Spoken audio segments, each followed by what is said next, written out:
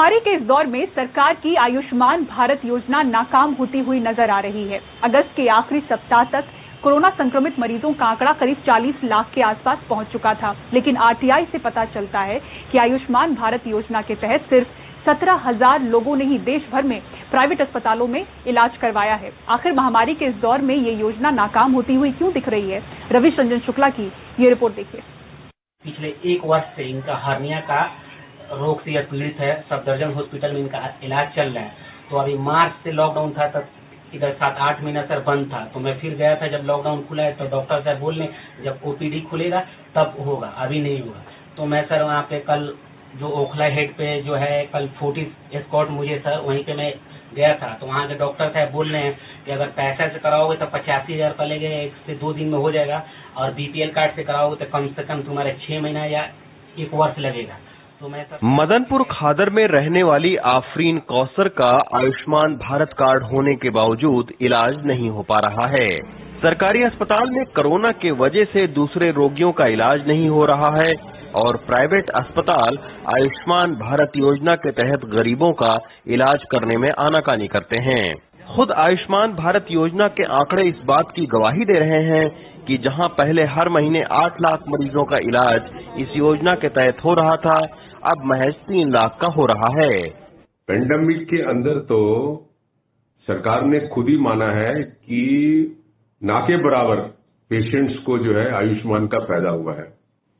हमने भी दिल्ली में पिछले कुछ सालों के अंदर देखा है कि जिन लोगों के पास आयुष्मान कार्ड है, बिहार से, यूपी से और बाहर के जगहों से आए हैं, उनको यहाँ पर कोई हॉस्पिटल जो है वो उनको ट्रीटमेंट नहीं देता है।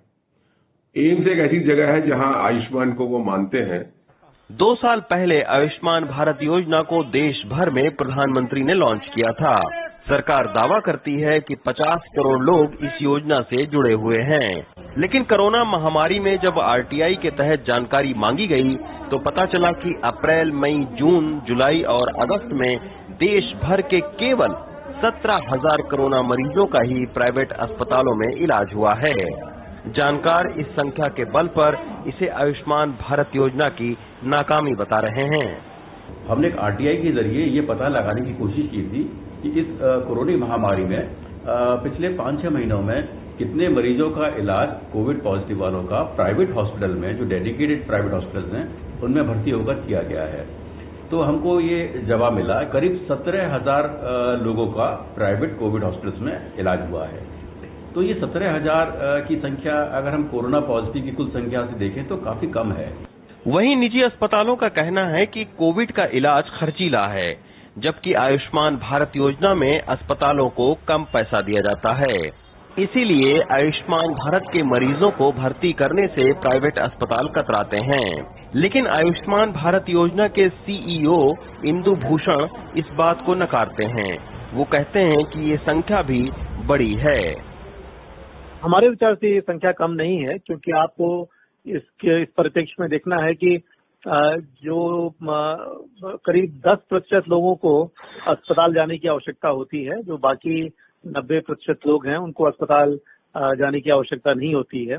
उनमें से जो लोग अस्पताल गए उसमें से कितने लोग पब्लिक में गए और कितने प्राइवेट में गए, और जो प्राइवेट में गए उसमें से कितने लाभार्थी हमारे थे और उनको कितना ट्रीटमेंट मिला, उस हिसाब पे 19,000 का जो आंकड़ा है वो हमारे विचार से ठीक है। वैसे कोरोना महामारी में गरीब मरीजों को ही इलाज के लिए सबसे ज्यादा मुश्किलों का सामना करना पड़ रहा है। एक तरफ कोरोना मरीजों की बढ़ती तादाद से सरकारी अस्पतालों में बेड और ऑक्सीजन तक की कमी की बात आ रही है, दूसरी तरफ प्राइवेट अस्पताल गरीबों को भर्ती नहीं कर रहे हैं। कोरोना की इस महामारी ने आयुष्मान भारत योजना की क्षमता पर सवाल खड़े कर दिए हैं। गरीबों के इलाज का ये मामला सुप्रीम कोर्ट में भी गया था, लेकिन केंद्र सरकार ने ये कहकर अपने हाथ खड़े कर दिए कि वो सीधे तौर पर प्राइवेट अस्पताल को पैसा कम करने को नहीं बोल सकते हैं। लेकिन इन सब के बीच कोरोना के मामले तेजी के साथ में बढ़ रहे हैं, वैसे वैसे गरीबों की मुश्किलें भी इलाज के दौरान बढ़ रही हैं।